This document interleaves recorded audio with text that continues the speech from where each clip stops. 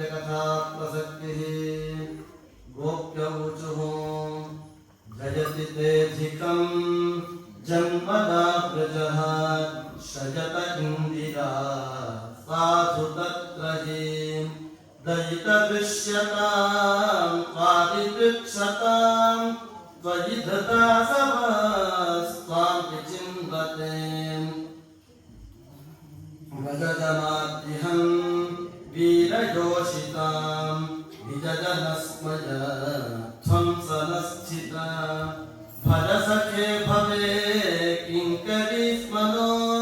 जलदुहाननं चारुदर्शयन् शरदुदाशये साधु जातस सरचितोदर श्रीभूषादृशां सुरतनाथते शुल्कदासिका वरदनिघ्नतो देह किं वदः शजनाशयात् व्यालराक्षसात् वर्षमारुतात् वैद्युतानलात् वृषभयाद्भयात्